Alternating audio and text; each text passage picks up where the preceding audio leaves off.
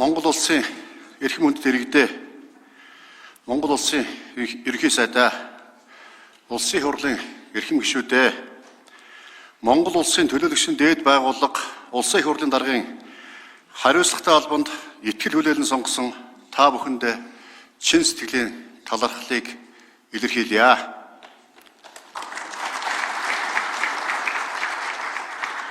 Улсын хурлын даргын үүрэг нь ард түмнийг төлөөлөх бүрэн эрхээ баталгаажсан парламент ёсны эрхэм чанарыг хэрэгжүүлэхэд төв, голч, тэнцвэртэй байр суурийг баримтлан хууль дээдлэх ёсыг хүндэтгэн сахиулахад оршино. Улсын их хурл бол улс орны хөгжлийн төлөөх бодлогын мэтгэлцээний нэг чухал талбар мөн. Гэвч энэ нь улсын их хурлын үйл ажиллагаа цаашлаад төрийн үйл ажиллагаа ард иргэдийн аж амьдралыг гацаах хэмжээнд хүрч хэрхэвж болохгүй. Монгол улс олон намын тогтолцоотой, олон намын оролцоотой парламенттай. Тиймээс бодлого, шийдлийн ялгаа байх нь зүүн хэрэг.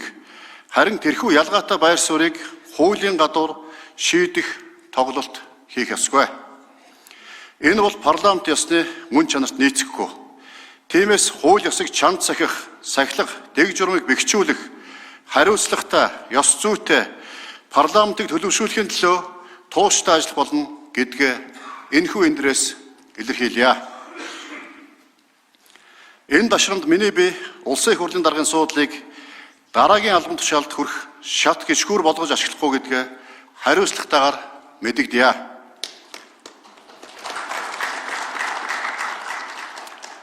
Улсын их хурлын гишүүн гэдэг бол эрх мэдэл гэхээс илүүтэй үүрэг хариуцлага. Та бидний хэлсэн үг, гаргасан авир өдөр бүр Монгол айлын хооморт урилгагүй нэвтэрч төрдөө итгэх итгэлийнх нь галыг бадрааж, эсвэл унтрааж, урмыг нь хугалж байдгийг байнга санаж байгаа шүү дээ.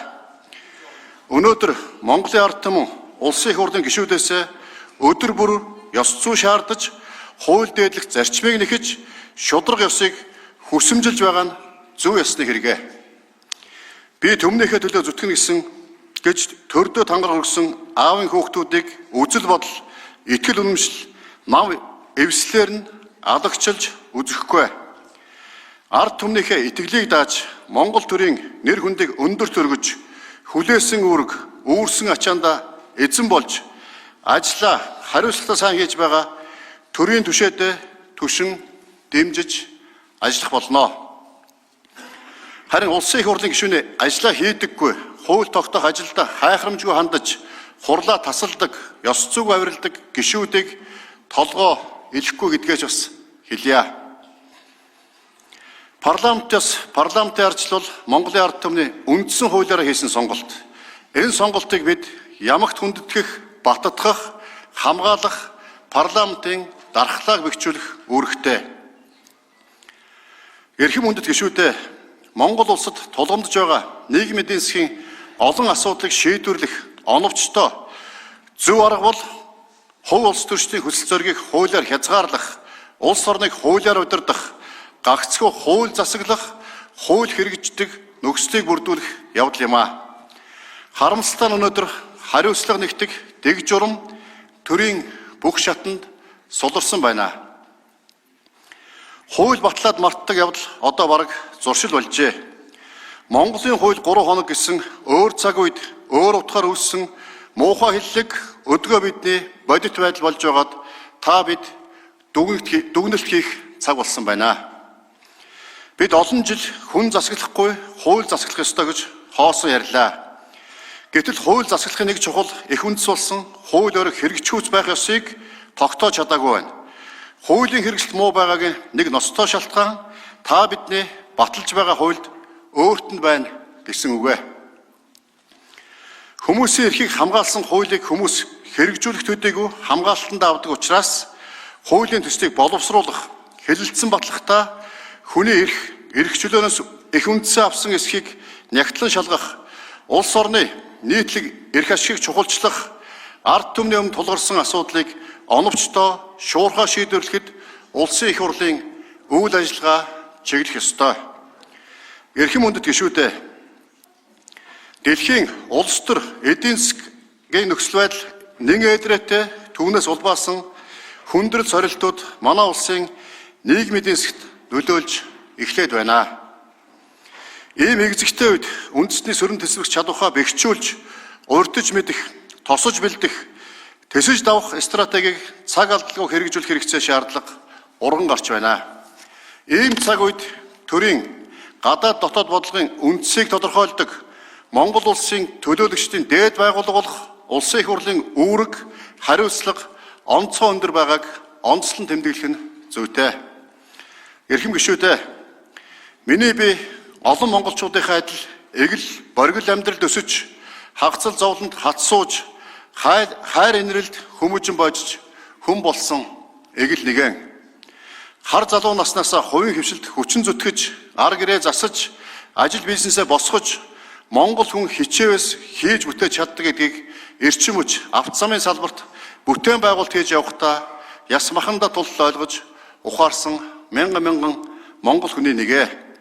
Тийм ч учраас эгэл амьдрал, хувийн хвшээс төрд орж ирсэн хүний хувьд амьдралын төлөө хичээн зүтгэж буй ард олонныхоо ажлын байр бий болгож татвар төлж баялаг бүтээж буй хувийн хвшлийн өмнө тулгамдж буй асуудал, тулгуурч буй зовлон жаргалыг хинээс дутахгүй мэдэх учраас татвар төлөгчдөө ажлын байр бий болгон баялаг бүтээж байгаа бүтээлч иргэдээ байнга дэмжин ажиллах болно. Энэ цаг үед малчид маань мал сүргэ мэд хаваржуулж төл бүрэн хүлээн авахар идэх хоол ундах нойроо умартан зүтгэж байна. Тариаланчид хаврын нэг өдөр намрын 10 өдөртөө тэнцдэг хэмээх үгийг санаж удахгүй их хаврын тариалалтын бэлтгэлээ базаан цаг завгүй хөдөлмөрлөж байна. Улс орныхоо эдийн засгийг нуруундаа тээж яваа баялаг бүтээгчд хувийн хвшлийнхэн маань гадаад орчин нөхцөл геополитикийн байдалд санаа зовнин ажил бизнес нь хүндрэл бэрхшээл тулгархыг хэмээн сэтгэл өгшин суугаа.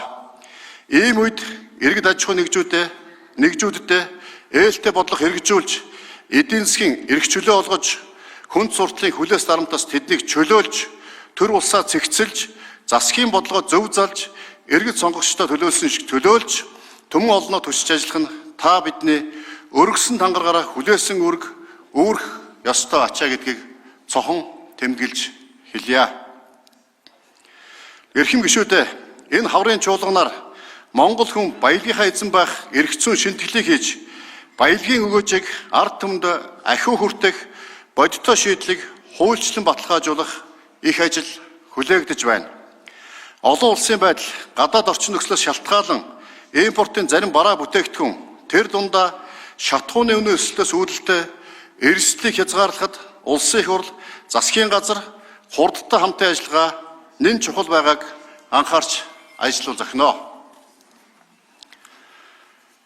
Манай улсад Монгол улсын ерөнхийлөгчийн санаачилсан хүнсний хувьсгал хөдөлгөөний үр дүнд сүүлийн 2 жилийн хугацаанд 53 хүнсний үйлдвэр шинээр ашиглалтанд орж хүнсний гол нэр төрлийн бүтээгдэхүүн болох махан бүтээгдэхүүн, сүү, гурил, төмөс өндөгнийхээ хэрэгцээг дотоодосоо 100% бүрэн хангадаг болсон нь сайшаалтай.